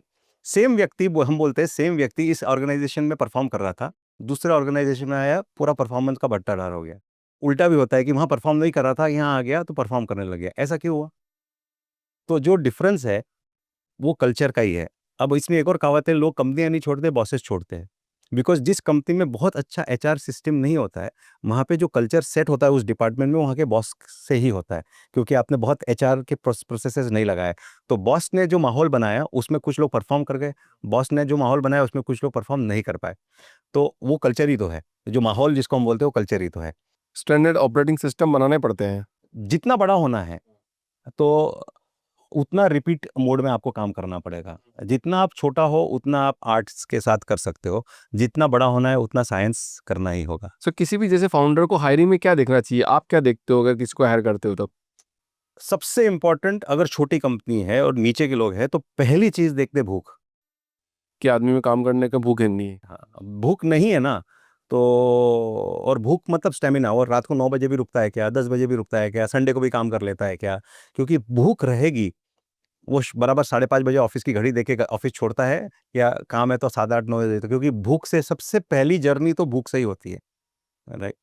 दूसरा होता है डिसिप्लिन। तो पहला भूख, जिसको हम स्टेमिना बोल लो, भूख बोल लो, मैं भूख बोलता हूँ। और ये मैंने वैल्यू मनी सर जो है थायरो केयर के, उनके इसमें सुना था, बट उसको मैंने फिर थोड़ा स्टेमिना को तोड़ के भूख बनाया, क्योंकि मुझे लगता है भूख है, भूख स्टेमिना का जो जड़ है वो भूख है। सेकेंड इज डिसिप्लिन, जो कहते हैं कि डिसिप्लिन है कि जब आपके अंदर भूख है, अब आपको आता है करने को, काफी लोगों को काफी कुछ आता है, लेकिन हम जो बोलते हैं कि विराट कोहली 3 घंटा पहले आके प्रैक्टिस करते रहता था, नेट प्रैक्टिस। वो भूख के साथ साथ डिसिप्लिन भी है कि भूख तो है, लेकिन मैं आऊंगा, जल्दी आऊंगा, 3 घंटे तक प्रैक्टिस करते रहूंगा, हर दिन आऊंगा, बारिश में भी आऊंगा, गर्मी में भी आऊंगा, ठंडी में भी आऊंगा, अपने डिसिप्लिन के साथ काम करता रहूंगा। तो सेकेंड एस्पेक्ट है डिसिप्लिन, क्योंकि भूख रहती है, लेकिन वो भूख भी इंटरिम होती है, कभी आ रहती है, कभी नहीं रहती है, तो वो भूख को फिर ऊपर हो जाता है डिसिप्लिन, कि मैं वो करूंगा ही करूंगा जैसा बोला गया, as a standard operating procedure. ये दो चीज़ है। एंड उसके बाद आ जाता है इंटेलिजेंस, कि ये दो चीज़ें, इंटेलिजेंस है लेकिन डिसिप्लिन और भूख नहीं है ना, तो इंटेलिजेंस उल्टा मारेगा, खुद के पैर पे कुल्हाड़ी मारेगा। तो इसलिए भूख और डिसिप्लिन के बाद ही इंटेलिजेंस चाहिए। बट जब आप 100 लोग हायर कर रहे हो तो सर 100 लोग ऐसे तो नहीं मिलेंगे, मतलब इसमें से 10 ही ऐसे होंगे जो जो ये तीनों रिक्वायरमेंट फुलफिल कर रहे होंगे। तो तो वेलुमनी जी का आप अगर पॉडकास्ट सुनेंगे ना, तो उनमें का मैंने 25,000 लोग हायर किए, उसमें से 5,000 लोगों की टीम बची, 20,000 निकल गए, चले गए, क्योंकि मेरा माहौल ही ऐसा था कि उसमें स्टेमिना नहीं है, डिसिप्लिन नहीं है, वो अपने आप ही गायब हो जाएगा या मैं हटा दूंगा। तो आप जो बोल रहे हैं एग्जैक्टली आपको, कॉर्नर्स वाली बात हाँ, होगी। आपको आपको 20% ही लोग मिलेंगे जो, और हम ये बोलते हैं जैसे सबसे इंपॉर्टेंट, अगर हम बोलते हैं किसी भी देश की सबसे डिसिप्लिन टीम जो होती है, वो वहाँ की मिलिट्री होती है। अब भारत में 40 लाख मिलिट्री के लोग हैं, राइट, जो किसी भी माहौल में वहाँ पे सियाचन में माइनस जो भी डिग्री टेम्परेचर है, कोई देख नहीं रहा है, वो अकेला अपने पोस्ट पे खड़ा है तो खड़े है, जितने घंटे के लिए बोला है, तो वो डिसिप्लिन से ही आता है। तो 40 लाख लोगों की आर्मी अगर डिसिप्लिन की बनाई जा सकती है, तो आपको तो कंपनी में 200, 500, 1000 ही चाहिए। तो 200, 500, 1000 लोग तो बनाए जा सकते नहीं, बट कंपनीज के अंदर वो तो कंपनीज में तो जो लोग काम करते हैं वो पैसे के लिए करते हैं कि भाई मुझे पैसा चाहिए, पैसा चाहिए। पर जो आर्मी में काम करते हैं वो देश के लिए करते हैं, एक मकसद के लिए करते हैं। तो बहुत बढ़िया बोले। तो अब मैं कल्चर पे आता हूँ। कल्चर के जो दो हाईएस्ट एस्पेक्ट होते हैं, जो टॉप मोस्ट एस्पेक्ट होते हैं, वो होता है प्ले एंड पर्पस। प्ले मतलब काम खेल लगना चाहिए। हम बचपन से, हमको बोलो पढ़ाई का शौक था कि खेलने का शौक था, हम सब बोलते थे खेलने का शौक था, राइट। हमको 8 घंटे 6 घंटे तक खेल लो, हमको घर नहीं जाना है, पढ़ाई करने में जान पे आती थी। लेकिन क्लास का कौन सा टीचर सबसे फेवरेट होता था? जिस क्लास में पढ़ाई पढ़ाई नहीं लगती थी, पढ़ाई मजा लगती थी। तो हम we all want to play. तो कल्चर का हिस्सा आ गया, क्या आपके ऑर्गेनाइजेशन में प्ले है? क्या आपकी टीम, मतलब आप हारे तो हार नहीं लगती, फेल हो गए तो फेलियर नहीं लगता, क्योंकि प्ले में आप एक में गेम हार गए होगे तो अगला गेम फिर से वापस जीरो से स्टार्ट होगा। तो अगर play creation is the organisation role. Purpose, purpose ये नहीं, गांधी जी कहते हैं find the purpose the means will follow, मतलब पर्पस ढूंढ लो, उसके पूरा करने के लिए जो भी रिसोर्स चाहिए अपने आप आ जाएंगे। ऑर्गेनाइजेशन को अगर पर्पस ड्रिवन लोगों के पर्पस को और ऑर्गेनाइजेशन के पर्पस को नहीं जोड़ा, तो आदमी फिर पैसे के लिए काम करेगा। बट 100% लोग पैसे पे ही जाते हैं ना, मतलब जैसे मतलब कोई ये कैसे सोचेगा कि मेरे को दीपक सर के साथ आना है और उनके विजन में, उनका जो विजन है उसके स्टोरी टेलिंग, साथ में जाना पड़ेगा। Story telling. मैनिपुलेशन तो नहीं हो रहा एम्प्लॉय के साथ में कहीं यहाँ पे ये? मैनिपुलेशन नहीं, देखिए, एज ए ऑर्गेनाइजेशन हम ह्यूमंस जो है, दिन का 8 से 10 घंटा 12 घंटा तो काम ही करते हैं। मैंने तो अपने जीवन में यही सीखा है कि इंक्रीमेंट के 15 दिन पहले एंग्जाइटी चालू होती है, इंक्रीमेंट के 15 दिन तक किसी का मूड ऑफ होता है, जिसका मूड ऑफ हो गया वो 15 दिन में अपने आप के माइंड को रैशनलाइज कर लेता है, चलो इतना ही मिला, अब अगले साल हमको बेटर काम मिल जाएगा। 30 दिन का खेल है बस। उसके बाद आदमी 12 बाकी 11 महीने इंक्रीमेंट सैलरी का सोचता ही नहीं है। वो सिर्फ इंक्रीमेंट के पहले 15 दिन, इंक्रीमेंट के बाकी 15 दिन, बाकी 11 महीने क्या। तो आदमी को अगर अपने पर्पस के साथ, आप इसको मैनिपुलेशन बोल सकते हैं, या आप इसको बोल सकते हैं कि ह्यूमन की basic need he play and purpose है। हमको बेसिकली, हमको लगता है कि मैं जीवन में आया हूं तो कुछ उद्देश्य तो करूं, उसे सवेरे उठ के आना जाना, एक दिन मर जाना, उसके लिए नहीं आया हूं। आप उसके उस उद्देश्य को अगर जगा पाते हो एज अ ऑर्गेनाइजेशन, तो ही आप ऑर्गेनाइजेशन के कल्चर से सक्सेसफुल हुए। तो सेल्फ मोटिवेशन वाले को लेना ज़्यादा, मतलब कि मैं सेल्फ मोटिवेटेड हूँ तो आपके साथ मैं काम करूंगा, या फिर मतलब आप मुझे मोटिवेट करोगे नहीं अभिषेक तुझे करना है, कल तेरे को ये करना है, आज अच्छा काम करना है, टीम के साथ रहना है? देखिए, कुछ कुछ एक्सटर्नल मोटिवेशन तो चाहिए होगा, बिकॉज एनवायरनमेंट काफ़ी बार बहुत अच्छा नहीं होगा तो हम डिजेक्टेड होंगे। बट जो व्यक्ति खुद गिर के खुद उठ के अपने आप को खड़ा कर लेता है, वो व्यक्ति तो होते ही होते हैं। तो अगर व्यक्ति में वो है तो बेटर है, लेकिन फिर भी एक ऑर्गेनाइजेशन का धर्म है कि मोटिवेशन, एक एनवायरनमेंट ऐसा बनाए जहां आदमी मोटिवेटेड फील करे। बट चुनने में अगर सेल्फ मोटिवेटेड आदमी चुने तो ज़्यादा बेहतर। तो मोटिवेशन और डिसिप्लिन में अगर फाइट हो तो कौन जीतेगा sir? Discipline, discipline goes beyond motivation. Discipline बोलता है कि हो नहीं हो, माहौल हो नहीं हो, चीज़ें हो नहीं हो, मैं करूँगा, चाहे कुछ भी हो जाए। तो discipline is irrespective of motivation. But मैंने एक रील बनाई थी कुछ टाइम पहले, आप मेरे को बताना सही है क्या गलत है। सो मेरे को फाउंडर है, तो वो 4 साल से डिसिप्लिन में मैं फुल काम कर रहा। लाइफ में मोटिवेशन नहीं था। उसको गाड़ी भी लेनी थी, बुलेट लेनी थी। मैं कहा ले ले, इस साल ले ले। बोला नहीं यार काम करूंगा। मैंने बोला अगले साल ले ले। नहीं यार सर काम करूंगा। अब ले ले भाई, काम करूंगा। मेरे को यार क्या चल रहा है यार। मैं कहा देख तेरे को मैं मोटिवेट करता हूँ, तू आएगा बुलेट पे, ऐसे आएगी डुक डुक डुक डुक डुक डुक, तेरे को लगेगा दिल में कुछ बन रहा है, तो ऑफिस आ रहा है। तो मैंने उसको जबरदस्त कहा मोटिवेट हो। हाँ चलो आज देखे आते हैं। मैं तुरंत गया और तुरंत उसको मैंने गाड़ी दिलाई। मैंने कहा कल से इस पे आ रहा। तो बोला यार क्या गजब फील आ रहा है यार। अगर आप मेरे को मोटिवेट नहीं करते, मेरे में अगर मैं डिसिप्लिन में काम करता तो 3 साल 4 साल और निकाल देता, और जो बुलेट की फील है वो मैं ले नहीं पाता। तो मोटिवेशन देना एक को बहुत जरूरी है या नहीं है? दो चीज़ें मेरे हिसाब से नहीं है। वो 3 साल तक बिना मोटरसाइकिल के प्रेम के बाद भी काम कर रहे थे, वो मोटिवेशन है सर। कि मुझे मोटरसाइकिल दिखाई नहीं पड़ती, अर्जुन की तरह मुझे सिर्फ़ मछली की आँख ही दिखाई पड़ती है। मुझे उसके आजू-बाजू की दुनिया दिखाई नहीं पड़ती, वो तो मोटिवेशन ही तो है।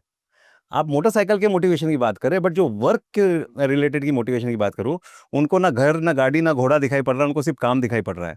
तो वो बिना मोटिवेशन के कैसे होगा? वो तो डिसिप्लिन का सबसेट ही मोटिवेशन है। अच्छा एक बिजनेस हमेशा यूं ही चलता है, बट मैं कहता हूँ बिजनेस हमेशा यूं ही चलता है। क्या लगता है आपको? बिज़नेस हमेशा यूँ ही चलता है, लेकिन उसमें थोड़े वेव्स आते रहते हैं। और उसका मेन रीज़न है कि काफ़ी बार हम लोग एज़ ह्यूमन्स गट फ़ील से सोचते हैं। तो हमारे कुछ बहुत think through cross functional teams को लेके, तो ultimately business is all about series of decision making, nothing else. तो गट फीलिंग में आपका बिलीव है 100? हाँ, गट मार्क जकरबर्ग भी यही कहते हैं सर। गट फीलिंग बहुत इंपॉर्टेंट है, बिकॉज़ गट फीलिंग कहाँ से आती है? आपने जीवन में हज़ारों इंसिडेंट्स देखे हैं ना, उसी से आपकी गट फीलिंग बनी है। तो आप हज़ारों चीज़ें देखते आए हो, पढ़ते आए हो, सीखते आए हो, और वहाँ से आपका एक बॉडी ने बोलना चालू कर दिया कि हाँ, ये सही है, गलत है। तो गट फीलिंग तो वो हज़ारों इंसिडेंट्स का निचोड़ है। हाउएवर, जो मैं कह रहा था कि business is nothing else but a series of decision making, and hence if your decision, and as human we will not always be 100% right in every decision. तो इसलिए बिजनेस ऐसा जाएगा, लेकिन वो वेवीनेस तो रहेगा ही रहेगा, बिकॉज आपके कुछ डिसीजन गलत जाएंगे, कुछ कॉम्पिटिशन के डिसीजन ज़्यादा सही जाएंगे, तो उसके कारण कुछ वेवीनेस तो आएगा ही आएगा। अच्छा बहुत लोग बुक्स पढ़ते हैं सर, ताकि लोगों ने जो गलतियां करी उससे सीख लेके आने जाएंगे कि आगे गड्ढा है गिरेंगे नहीं। तो इतने साल की लाइफ में आपके क्या लेसन्स रहे कि ये चीज़ तो बिजनेस में नहीं करनी चाहिए, और नहीं करोगे तो शायद जल्दी ग्रो कर जाओगे? मेरा एक सबसे बड़ा लेसन है कि आपके राइट डिसीजन आपको एक सीढ़ी ऊपर ले जाते हैं, और आपका एक रॉन्ग डिसीजन आपको एक फ्लोर नीचे ले आता है। तो leader can not be wrong. No, you should always make decision when you are thinking enough कि मेरा डाउनसाइड प्रोटेक्टेड है कि नहीं। हमको दिखने में आसमान दिखता है, नीचे कभी पाताल नहीं दिखता है। तो डिसीजन लेते समय हमको सिर्फ सब हरा-हरा दिखता है, जिसको बोलते हैं कि ऐसा हो जाएगा। आपके डिसीजंस गलत भी जा सकते हैं। तो whenever you are taking a decision, you just need to ensure कि मेरा डाउनसाइड प्रोटेक्टेड है क्या? कि मैं एक फ्लोर तो नीचे नहीं जा रहा हूँ। क्योंकि आपका राइट डिसीजन तो आपको एक स्टेप ही ऊपर ले जाएगा, लेकिन रॉन्ग डिसीजन एक फ्लोर पूरा नीचे ले जा सकता है। तो डाउनसाइड प्रोटेक्शन मतलब, मैं ये अगर गलत चला गया मेरा ये डिसीजन, तो कितना गलत जाएगा? कितना नुकसान होगा? क्या मैं उसको किस स्केल पे कर रहा हूँ उस डिसीजन को? क्या मैंने छोटे स्केल पे करके एक बार ट्रायल करके देखना चाहिए, फिर उसको बड़ा करना चाहिए? तो उस प्रकार के डिसीजंस। अच्छा मैं एक चीज़ हर एंटरप्रेन्योर से पूछता हूँ, क्या business is equal to spirituality है, या business is equal to business only? For businessman it is spirituality. मतलब मैं अगर स्पिरिचुअलिटी में बोलूँ, एक स्पिरिचुअलिटी को अगर हम बोले कि आदमी सब भूल जाता है, right? You are only with yourself, और एक थॉट में है। मेरे लिए अगर ये रहा है, तो जैसे किसी भी बिजनेसमैन के लाइफ में स्ट्रेसेस तो बहुत सारे होते हैं, राइट? और मेरे लाइफ में 5 करोड़ से यहाँ तक पहुँचने में, 8 करोड़ से 500 करोड़ तक पहुँचने में, तो मल्टीपल सर कितने साल लगे, एक बार इस पर अपन डिस्कस करेंगे थोड़ा। अराउंड 15 साल लगे। 15 ईयर लगे? हाँ, नहीं, 2004 से 2023-24, हाँ 20 साल लगे। 20 साल लग गए ना? तो 20 साल में बहुत सारी चैलेंजेस आए, क्योंकि 8 से 500 सुनने में तो आज के डेट में बहुत सारे बिजनेस हो गए, बट हर एक की अपनी जर्नी है। खास करके हमारे इंडस्ट्री में तो 500 करोड़ में से 300 करोड़ का माल 15 रुपए के नीचे के प्राइस का बिकता है। मतलब 2-2 5-5 रुपए के आइटम बेच के 500 करोड़ बेचना इज़ नॉट ईजी। बट तो उस जर्नी में बहुत सारे चैलेंजेस जो आते हैं कि कल तनख्वाह कहाँ से आएगी, क- कल फैक्ट्री में माल नहीं पहुंचा तो प्रोडक्शन नहीं हो पाएगा, बहुत सारे चैलेंज है। बहुत बहुत बार, कम से कम 25-50 बार हुआ। लेकिन उस चैलेंज में सिंपल है कि मैं जब सब छोड़ के वापस काम में डूब गया ना, तो मेरी चिंताएं मुझे महसूस ही नहीं हुई। तो स्पिरिचुअलिटी क्या है या मेडिटेशन क्या है कि आपको when you forget the known, unknown comes in, ये स्पिरिचुअलिटी फॉर मी। जब बाल्टी भरी है तो उसमें और कुछ आएगा नहीं, बाल्टी खाली है तो ही डाल पाएंगे। तो जब when you forget the known, बाल्टी खाली कर दोगे तो अननोन जो है वो आएगा। तो बिजनेस मैन के लिए मुझे लगता है वो स्पिरिचुअल इसलिए क्योंकि जब वो इतना डूब जाता है, ही फॉरगेट्स द नोन, जो भी चैलेंजेस सब कुछ भूल जाता है। एंड फिर वहां से ऊपर से जो हम जिसको बोलते हैं कॉस्मिक एनर्जी, वो सॉल्यूशंस भी देती है, वो रास्ते भी देती है, वो सुकून भी देती है, वो सब कुछ देती है। राइट, बट आजकल तो बिजनेस को देखा जाता है 4-5 साल में ग्रो कर जाते हैं, बहुत सॉलिड बना लेते हैं, को फंडिंग आ गई। तो स्लो बिजनेस अच्छा होता है, फास्ट बिजनेस अच्छा होता है सर? फास्ट करना चाहिए। सस्टेनेबल बिजनेस अच्छा होता है सर। फास्ट हो सके तो क्यों नहीं करना। लेकिन अगर आप फास्ट लॉस लीडर की तरह चला रहे हैं तो हजारों स्टोरीज है लॉस लीडर वाले बिजनेस में, 1000 में से एक या 5000 में से एक सक्सेस होगा, बाकी सब बंद हो जाएंगे। और हर सेक्टर को का एक रोमांस होता है अलग अलग समय पे कि अब जब जब फ्लिपकार्ट वाली दुनिया थी, जब हल अलग था, अब क्यू कॉमर्स वाली दुनिया है तो अब अलग है, ओला वाली दुनिया थी तो अलग है। तो हर जगह में एक अलग इंडस्ट्री का रोमांस होता है, और एक आदमी उसको सस्टेन करके बहुत आगे चला जाता है, बाकी के लोग खत्म हो जाते हैं या कोई इसको बाय आउट कर लेता है। तो फास्ट हो सके तो क्यों ना करें, लेकिन more important are am I doing it more sustainably, do I have a game plan जहाँ से मैं सस्टेन कर पाऊंगा। क्योंकि as a businessman not only you are creating your wealth, but you are creating employment for thousands of people. तो आपकी जिम्मेदारी उनकी भी है। तो मैं ऐसा तो कुछ नहीं कर दे रहा हूँ कि जिस दिन सब कुछ खत्म हो जाएगा। तो sustainability is more important. Sustainability में अगर स्पीड ला सके तो वाई नॉट। जैसे आपने भी वैल्यू मैनेजर सर की बात करी, और आपको 20 साल हो गए काम करते हैं, आपने कोई ऐसे एंटरप्रेन्योर देखे जो बहुत फास्ट एकदम 4-5 साल में रॉकेट बन गए हो? रूबरू नहीं मुलाकात हुई है, रूबरू मुलाकात नहीं हुई है, लेकिन बहुत सारे हैं। मतलब आज बट अगर हम ये भी देखें ना तो जैसे जोमेटो है, बट जोमेटो की भी अपनी 15 साल की जर्नी है, 20 साल की जर्नी है। ओवरनाइट सक्सेस तो जो है वो सिर्फ किताबों में ही होता है। मतलब फेसबुक भी देखे आज जो है, तो फेसबुक भी आज जो इतना वैल्यू है, तो फर्स्ट बिगर वैल्यू क्रिएट होने में भी 10 साल तो लग ही गए थे। आज तो बहुत बड़ी वैल्यू है, लेकिन पहले एक सस्टेनेबल बड़ी वैल्यू करने में 10 साल तो लग ही गए थे। बट सबको लगता है पॉडकास्ट देख लेंगे और कल बिजनेस चालू करेंगे, परसों स्टार्ट कर लेंगे। अभी कुछ देर टाइम पहले मैं बोलना नहीं चाहिए, बट स्टिल में बात डिस्कशन आई तो बोल ही देता हूँ कि किसी से बात कर रहा था तो बोला कि अभिषेक जी 5 साल में हम 14,000 करोड़ की कंपनी बना लेंगे। मैंने बोला कितना सर? बोला 14,000 करोड़। मैंने बोला थे wish you all the best sir. अब 14,000 करोड़ अगर कोई बोल रहा है, कोई एक नया एंटरप्रेन्योर आके, तो मतलब आप 500 करोड़ आज 20 साल में बनाए, और कुछ लोगों को देखा है जो अभी 4-5 हजार करोड़ तक ही पहुंचे हैं, और कोई 14,000 करोड़ का अगर नाम ले ले तो कान में से खून भी आ सकते हैं। ऐसा है सर, बिजनेस को अगर हम देखें तो what we are trying to do is provide a solution to the consumer. Okay, it could be a better solution in the existing category. For example मैं अचार बेच रहा हूँ, तो किसी ने ऑलिव ऑयल का अचार बना लिया या और बेटर अचार बना लिया, या new solution in the existing category. For example हम उबर की बात कर ले या व्हाट्सएप की बात कर ले, तो किसी भी केस में, दोनों ही केस में आप एग्जिस्टिंग कंज्यूमर हैबिट को चेंज करवा रहे हो। कि वो अभी तक एक सरसों तेल का अचार खाता था, अब आप बोल रहे हो कि ऑलिव ऑयल का तेल का अचार ज़्यादा अच्छा है। आप उसकी हैबिट चेंज करा रहे हो। या अभी तक वो रिक्शा ढूंढता था, अब वो ऐप से डाउनलोड करके गाड़ी मंगा रहा है और गाड़ी के लिए थोड़ा पैसा ज़्यादा दे रहा है। And any habit changing process will take time. If you want to change habit faster, you will have to give fuel to it, which is burn money. तो आपके पास कितना बर्न करने को है, आप उतनी फास्ट हैबिट बदल सकते हैं। बट हैबिट चेंजिंग प्रोसेस तो है। और हैबिट चेंजिंग प्रोसेस में अगर कोई सोचता है कि मैं 4 साल में 5 साल में 14,000 खरा कर लूंगा, नॉट दैट कि पॉसिबल नहीं है। लेकिन उस 14,000 करोड़ तक पहुंचने के लिए उसके पास 5,000 करोड़ की किटी भी चाहिए। दीपक सर बिजनेस की बात कर ही रहे, सो इसमें एक चीज और निकल के आती है कि एक सिंगल प्रोडक्ट पे फोकस करना चाहिए, मल्टीपल प्रोडक्ट पे फोकस करना चाहिए? अगेन डिपेंड कि हम क्या आउटकम चाह रहे हैं। पैसा ही आउटकम, पैसा है। नहीं, अगर आप 50 करोड़ की कंपनी बनाना चाह रहे हैं, या आप बहुत तेजी से 5,000 करोड़ की बनाना चाह रहे हैं, तो मेरा ऐसा मानना है कि starting with a single product और a single category, not a product but a single category. जैसे अगर आप कोई बेवरेज बना रहे हैं, तो एक सिंपल कोक बनाने से नहीं चलेगा, आपको उसके साथ फैंटा भी बनाना पड़ेगा, स्प्राइट भी बनाना पड़ेगा, एक रेंज देनी पड़ेगी। तो एक सिंगल कैटेगरी से शुरुआत करना चाहिए, मल्टीपल कैटेगरी से शुरुआत नहीं करना चाहिए। ये तो श्योरली बेटर है, because everything will demand energy. हर जगह चीज़ें फटेगी, और जहाँ फटेगी वहाँ आपकी एनर्जी लगेगी ही लगेगी। तो आपकी एनर्जी की जो साइंस है कि फोकस से जहाँ पे आप लगाते हो वहाँ एनर्जी मल्टीप्लाई होती है, तो फोकस लगाने से एनर्जी मल्टीप्लाई होगी, और मल्टीप्लाई होने से रिजल्ट फास्टर आएंगे। तो एक सादे सब सदे, सब सादे सब जाए।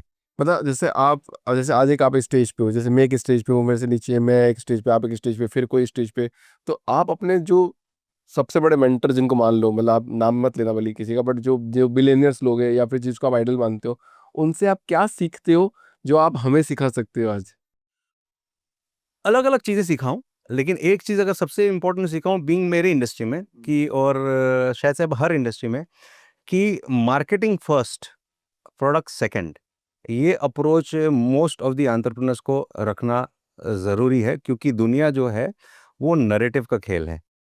हाँ, तो आपके माइंड में अगर नैरेटिव राइट सेट कर दिया गया, तो आप जो पुरानी कहावत थी यूरोप की, कि उनको जो है उद्देश्य के साथ जोड़ लो, वो अपना सवेरे का ब्रेड भी नहीं मांगेगा, जो यूरोप में जब लड़ाई चल रही थी। तो आप अगर नैरेटिव सेट कर लो, तो सबसे इम्पोर्टेंट मार्केटिंग फर्स्ट ही मेरे हिसाब से एक सबसे बड़ी चीज़ सीखी। और हमारे इंडस्ट्री में एग्जाम्पल्स है जिन्होंने टिपिकली हमारी इंडस्ट्री में जो वैल्यूएशंस होती है वो 15-20 टाइम्स एबिटा होती है, लेकिन लोग हैं उन्होंने 40-50 टाइम्स एबिटा में अपनी कंपनियां बेची है, और वो वही लोग बेच पाए जिन्होंने मार्केटिंग फर्स्ट अप्रोच रखा था। तो मार्केटिंग फर्स्ट वाली एक चीज़ मैंने पक्का सीखी है। और दूसरी मैंने जो एक एस्पेक्ट जो मैं कह रहा था, कल्चर और ह्यूमन, तो आप कैसे कल्चर सेट कर पाते हो? कुछ ऑर्गेनाइजेशन में कल्चर्स, क्योंकि एक माहौल और एक लोग ही कंपनी को आगे ले जा सकते हैं, तो can we set that culture and can we get those kind of people? काफ़ी बार लोग इसमें अ, अच्छे लोग लाने में कमतरती करते हैं। आज के डेट में स्टार्टअप वाले नहीं करते, वो तो अच्छे लोग लाते हैं, लेकिन पुराने जो बिजनेसेस है उनके हाथ से छूटता नहीं है। तो वहाँ अच्छे लोग, अपने से बेहतर लोग लाने में, तो लेकिन एक चीज़ ज़रूर सीखी है कि अपने से बेहतर लोग लाना है। हाँ, और वो आपको चैलेंज करेंगे, और आपको चैलेंज होने के लिए राज़ी होना है। तो ये एक सेकंड चीज़ पक्का सीखी। अच्छा, मतलब कल्चर की बार-बार बात कर रहे हैं पूरे पॉडकास्ट में, कल्चर बहुत अपने वर्ड बार-बार आया है। तो मुझे बताओ कि सर, एक 50 करोड़ की कंपनी जब बनती है तब कल्चर अलग होता है, 100 करोड़ की कंपनी जब बनती है तब कल्चर अलग होता है, फिर एक 500 करोड़ की कंपनी बनेगी तब कल्चर होगा अलग, और एक 5000 करोड़ की कंपनी बनेगी तब होगा कल्चर अलग। तो क्या पैसे के हिसाब से कल्चर को चेंज करना है? नहीं, कल्चर तो सेम ही होता है। नहीं सर, मैंने तो जैसे मैंने अभी, मेरे को माफ़ करना, बट मैंने देखा है ऐसा कि कल्चर बदलते हुए। नहीं होना चाहिए, नहीं होना चाहिए। जैसे फ्रुगैलिटी एक कल्चर है। फ्रुगैलिटी मतलब मैं कहीं भी वेस्ट पैसा खर्चा नहीं करूँगा। अब मैं 5000 करोड़ की कंपनी बन जाऊँ तो भी नहीं करूँगा, और 50 क्यों तो भी नहीं करूँगा। फ्रुगैलिटी एक कल्चर है, right? Giving space to fail and accepting failures and allowing people to fail, ये कल्चर का हिस्सा है। मैं 50 करोड़ की कंपनी हूँ तो भी मैं फेलियर्स को सेलिब्रेट करूँगा, उसको बहुत परेशान नहीं होऊंगा, और मैं 500 करोड़ की और 5000 के भी कम हो जाऊँ तो भी मैं फेलियर्स अलाउ करूँगा। ये कल्चर का हिस्सा है, right? Giving people freedom to speak, freedom to challenge each other, ये एक कल्चर का हिस्सा है। मैं 50 करोड़ की कंपनी है तो भी वो फ्रीडम रखूँगा, और 5000 करोड़ की कंपनी है तो भी वो freedom of speech and challenging each other रखूँगा। तो ये मेरे हिसाब से कल्चर है जो 50 में भी चेंज नहीं होगा, 5000 में भी चेंज नहीं होगा। बट ईगो सबसे बड़ा ना सर आदमी का, कंपनी सबसे बड़ी सर। हाँ, ईगो आता है बीच में, बट क्योंकि आपका पैसा आएगा तो आपको लगता है कि यार वो मेरे को कैसे बोल रहा है, मैंने इतना काम कर लिया आज, वो मेरे को आगे कैसे चैलेंज कर सकता है, कोई भी एक एम्प्लॉय हो। हर फाउंडर को लगता है सर, एक पॉइंट पे तो लगता होगा। नहीं लगता, पक्का ही होगा। बट मेरे हिसाब से अगर आपने, मैंने 2-3 बार कहा है पॉडकास्ट में जहाँ पे लोगों ने कि आप एक क्या मैसेज देना चाहेंगे, तो मैंने एक ही मैसेज हर बार दिया है कि अगर सक्सेसफुल होना है और लॉन्ग टर्म में बहुत सक्सेसफुल होना है, तो दो ही आपके अंदर गुण चाहिए, एक ग्रोथ माइंडसेट और एक ग्रिट। ग्रोथ माइंडसेट मतलब समय बदलेगा, चीज़ें बदलेगी, परिस्थितियाँ बदलेगी, क्या आप हर समय हर चीज़ों से सीखने के लिए राजी है? आज आपका जो आइडिया था वो आइडिया नहीं चल रहा है, कुछ नई कंसेप्ट्स आ रहे हैं, वो कंसेप्ट्स के लिए आप ओपन है क्या? तो जो ग्रोथ माइंडसेट वाला व्यक्ति होता है वो चैलेंज होने के लिए बुरा नहीं लगता, क्योंकि वो बोलता है मैं इसमें से क्या सीख सकता हूँ। तो मेरे लिए एक रियल एंटरप्रेन्योर में ग्रोथ माइंडसेट सबसे क्रिटिकल है। निंदक राखे आंगन नियरे कुटी शबाय, बिन साबुन बिन चंदन निर्मल करे सुबह, जो है, तो वो यही कहा गया है कि आप तो जिसको निंदा जो अलाउ करेगा वही बेहतर बनेगा।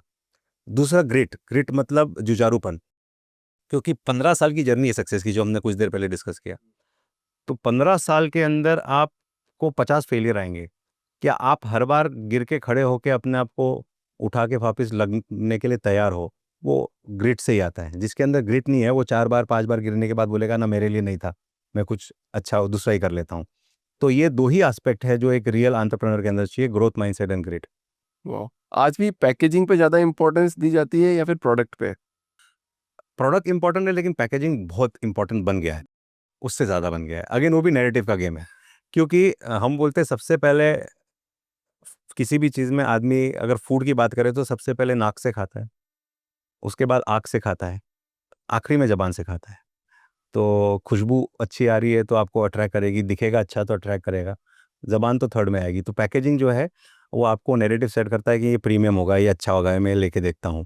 तो पैकेजिंग बहुत इंपॉर्टेंट हो गया। एक फाउंडर की जर्नी बहुत लोनली होती है सर, मैं बात करता हूँ इस बारे में तो आपसे भी कर लेता हूँ। तो आपकी जर्नी लोनली थी? मेरी जर्नी लोनली थी और लोनली नहीं भी थी, बिकॉज़ जो आपकी वाइफ होती है, तो मैं जब मेरी ग्रोथ की या चालू हुई उसके पहले ही शादी हो चुकी थी।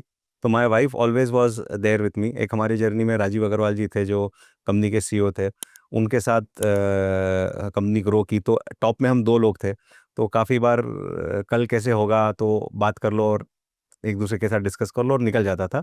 तो लोनली इन टर्म्स ऑफ कुछ लड़ाइयाँ तो खुद को ही लड़नी पड़ेगी, लेकिन 90% में वाइफ साथ में थी। और आज के डेट में बच्चे हैं तो और ज़्यादा बेटर हो गया। सबसे ज़्यादा सपोर्ट किसने किया आपको इस जर्नी में? वाइफ ने किया, और हमारे इसमें मेरे पापा की डेथ, मेरे मैं बिजनेस तभी एंटर किया जब फादर की डेथ हो गई थी 24 साल की उम्र में। तो मेरे जो बड़े पापा थे, जो जिसको हम बाबूजी बोलते हैं, तो उनके ऊपर बहुत नैतिक जिम्मेदारी थी कि कुछ गलत हो जाए तो लोग क्या कहेंगे, अगर बिजनेस बंद हो जाए, खराब हो जाए। क्योंकि जब हम 8 से 500 हुए तो रिस्क तो बहुत सारी लिए। तो एवरी टाइम समाज आके उनको बोलता है देखो दीपक ये कर रहा है, इतना लोन ले लिया है, कंपनी डूब जाएगी, बन जाएगी, ये हो जाएगा, वो हो जाएगा। लेकिन वो खड़े रहे। वो मुझसे बात करते कि लोग ऐसा बोल रहे, तुझे क्या लग रहा है? बोला बाबूजी कोई दिक्कत नहीं, हम सही बात पे। तुझे पक्का लग रहा है सही बात पे? हाँ बाबूजी। बोले ठीक है कर ले। तो ये जो एक घर रोकता है काफ़ी बार कि मत करो, लोग क्या कहेंगे, वो आपको घर ही रोकता है। तो वो, और जबकि वो उस वक्त भी 75 ईयर्स के थे, 70 ईयर्स के थे। तो 70 साल में आदमी तो थोड़ा कॉन्शियस हो जाता है, कॉशियस हो जाता है, लोग क्या कहेंगे उसकी चिंता रहती है। But he was always there, तो वो बहुत फर्क था। मतलब जब आप अकेले होते थे तो खुद से कोई सवाल करते थे, खुद से बात करते थे किसी भी मुश्किल सिचुएशन में? मेरे से हमेशा ये रहता रहता है सर कि जो हम कल्चर की बात करते हैं, मेरा कल्चर है जीवन का, मेरे अंदर 3 ही चीज़ें जो मैं निलास में भी डालता हूँ: पॉजिटिविटी, पॉसिबिलिटी, ओरिजिनलिटी। ये 3 शब्द हैं, मुझे डिफाइन करते हैं। मैं हर चीज़ का रिस्पॉन्स पॉजिटिविटी से ही करूँगा। वर्स्ट डे के साथ भी बोलूँगा ये कुछ अच्छे के लिए हुआ है, यहाँ से कोई अच्छा होगा। पॉसिबिलिटीज़ ढूँढूँगा कि अच्छा ये हो गया, अब क्या-क्या ऑप्शंस हैं। ये तो महात्मा बुद्ध के विचार है सर कि वे हमेशा तो ये मेरे अंदर और ये मेरा नेचुरल है। मतलब ऐसा मैं उसको बोलता हूँ मेरी नहीं है, ऊपर वाले की ही देन है। बट जितने भी लोग मुझे क्लोज़ से जानते हैं, और 50, 100, 200 लोग कंपनी में जानते हैं, उनको मेरा ये 15-20 साल से हमारे साथ होंगे, यही 3 रूप दिखे हैं कि हर चीज़ में सर पॉजिटिव लेंगे, पॉजिटिव पॉसिबिलिटी के साथ काम करेंगे, और ओरिजिनैलिटी कि सेम चीज़ कॉपी नहीं करनी है, क्योंकि मैं यूनिकली अलग व्यक्ति हूँ। तो मैं अपनी ओरिजिनलिटी कैसे ले रहा हूँ? भले ही किसी चीज़ कुछ कॉपी कर रहा हूँ, बट वो कट कॉपी पेस्ट नहीं करूँगा। उसमें अपना वैल्यू एडिशन करके ही उसको लेके आऊँगा। बहुत बढ़िया सर, आप एक एंटरप्रेन्योर भी हैं, इन्वेस्टर भी हैं। तो जब कोई आप और हमेशा एंटरप्रेन्योर की नज़र मार्केट पे रहती है कि अच्छा कौन क्या काम कर रहा है, कैसा काम कर रहा है। तो आप अभी अभी कौन-सा मार्केट देख रहे हो जो सबसे ज़्यादा बूम कर रहा है? अ, मैंने एक चीज़ सीखी है कि कोई भी नया मार्केट को समझने के लिए ना, उसकी इंट्रिकेसीज़ बहुत होती है, राइट? हमको लगता है कि हम कर लेंगे क्योंकि इतनी नॉलेज है, जब सीखे हैं। लेकिन जब एक नई फ़ील्ड में जाते हैं, मैं एक फ़िटनेस इंडस्ट्री में भी गया, तो शायद से 6-7 साल नुकसान में ही चला है, 7-8 साल। तो नई चीज़ें थी, लेकिन जब सीखे, समझे, अब उसको मल्टीप्लाई कर रहे हैं। अब 7-8 जिम्स हो गए, 10-15 और पाइपलाइन में है। तो पॉइंट ये है कि कोई भी नई इंडस्ट्री में ना, उसके अपने चैलेंजेस आएँगे जो आपको सीखना पड़ेगा ही। तो मेरी लर्निंग ये है कि लोग बोलते हैं कि आगे और क्या करना चाहेंगे, तो मेरा ये है कि हाँ, कहीं इन्वेस्ट करूँगा, लेकिन इन्वेस्ट में जिसने जो चीज़ सीख रखी है उनके साथ ही करूँगा। मुझे ज़ीरो से खुद खड़ा करना है, तो मैं फूड में, एफएमसीजी में, इसी में करूँगा, क्योंकि ये मेरी नोन पैटर्न जर्नी है। और इसी फ़ील्ड में हम हज़ार आइडियाज़ और ला सकते हैं। तो जब इसी फ़ील्ड में हज़ार आइडियाज़ ला सकते हैं, तो इसी फ़ील्ड में और कुछ ढूँढेंगे और करेंगे। एक अचार के बिजनेस को कितना बड़ा बनाया जा सकता है, मतलब एक एंड। खाने पीने के बिजनेस को बहुत बड़ा बनाया जा सकता है। अच्छा। तो अचार की में रोक देंगे तो महीने में 10 खाने में आदमी खाता है, वो भी 15 ग्राम खाता है, तो बिजनेस उसके हिसाब से छोटा होगा। लेकिन फूड जो है 140 करोड़ 50 करोड़ पेट है भारत देश में, दिन में 3-4 बार खाते हैं, तो it's a big business. Deepak sir, बहुत मजा आ गया आपसे बात करके। एक आखिरी डायलॉग के साथ इस पॉडकास्ट को एंड करते हैं कि जितने भी एंटरप्रेन्योर देख रहे हैं इस पॉडकास्ट को, इस वैसे भाई तो बता देता हूँ, इस पॉडकास्ट को तो फाउंडर्स जी में ऐसी कम्युनिटी बन गई है कि सारे एस्पायरिंग फाउंडर जो फाउंडर बनना चाह रहे हैं, बहुत लोगों ने नौकरी छोड़ दी अपनी और फाउंडर की जर्नी में आ गए पॉडकास्ट को देख देख के। दूसरा है, जो मिडिल लेवल के जो फाउंडर्स है वो भी इस पॉडकास्ट को देखते हैं, और जो बिलियनियर्स है वो भी इस पॉडकास्ट को देखते हैं कि यार कहीं ना कहीं से कोई ऐसी बात आ कुछ सीख जाएगी। मिलेगी, बिल्कुल। मैं भी देखता हूँ, मैं भी हर 15 दिन में पॉडकास्ट 1.5 घंटे का देखता है। देखो कुछ ना कुछ तो, जैसे विल्लू मन्नी जी की बात है या जो भी, वहीं से सुनिए, सीखिए, बिल्कुल। तो रोटी कपड़ा और मकान, इस बिजनेस में आ जाओ तो आपको ज्यादा सक्सेस जल्दी मिल जाएगी। Correct sir? जी। नहीं, रोटी तो पक्का ही। कपड़ा का भी बिजनेस बड़ा है, लेकिन कपड़ा चेंज होके आज के डेट में हो गया टू लुक गुड, तो उसमें फैशन भी आ गया, उसमें कॉस्मेटिक्स भी आ गया, सब कुछ आ गया। एंड मकान इज शेल्टर। तो और एक और जो आपने नैरेटिव की बात करी, तो हर फाउंडर को अगर अपने बिजनेस को बड़ा बनाना है तो अपनी बात को बहुत तेजी से रखना पड़ेगा, जोर से रखना पड़ेगा, क्योंकि एक विचारधारा उसके ऊपर एक विचारधारा जब तक हावी नहीं होगी तब तक आपका प्रोडक्ट नहीं आएगा। फिर कोई विचारधारा की फिर आपको रखनी पड़ेगी, तो आपको बार बार बोलते रहना पड़ेगा कि ये मैं ये करता हूँ, मैं ये करता हूँ, मैं ये करता हूँ। अगर आप नहीं बोलोगे तो मार्केट में आपकी आवाज़ नहीं गूंजेगी। बिल्कुल, narrative is the key. And देखिए, समय चेंज हुआ है। टेलीविज़न के पहले आप जो आपने बात किए थे कि प्रचार कैसे पहले होता था, फिर टेलीविज़न बाद में पहले अलग तरीके से होता था, अखबारों से होता था, फिर रेडियो से होता था, फिर टेलीविज़न से हुआ, फिर अभी होर्डिंग से होता है। बट सोशल मीडिया ने एक ही अपॉर्च्युनिटी दी है, जहां आप डायरेक्ट अपने कंज्यूमर के साथ कनेक्ट हो सकते हो, जो इससे पहले ये अपॉर्च्युनिटी कहीं नहीं थी। तो इससे बड़ी नैरेटिव सेट करने की अपॉर्च्युनिटी तो ज़िंदगी में कभी किसी के पास नहीं थी। जो इस अपॉर्च्युनिटी को यूज़ नहीं कर पाया है, वो तो वेस्ट कर रहा है। तो ये करना ही चाहिए। बहुत बढ़िया sir. Thank you so much sir thank you so for much sir. Coming in the show. और काफ़ी मज़ा है आपसे बात करके, इतनी बड़ी बड़ी लर्निंग्स हो गई, बहुत सारे कंक्लूजन मिल जाते हैं जब आप जैसे फाउंडर से बात करते हैं तो। और आई होप ये पॉडकास्ट सारे फाउंडर्स को पसंद आए, और लाइक कमेंट शेयर तो ज़रूर कर देना, और दो चार जो एस्पायरिंग फाउंडर बनना चाहते हैं उनको भी शेयर कर देना ताकि उनकी जर्नी थोड़ी ईजी हो जाए। Thank thank you you so much sir. साहब। थैंक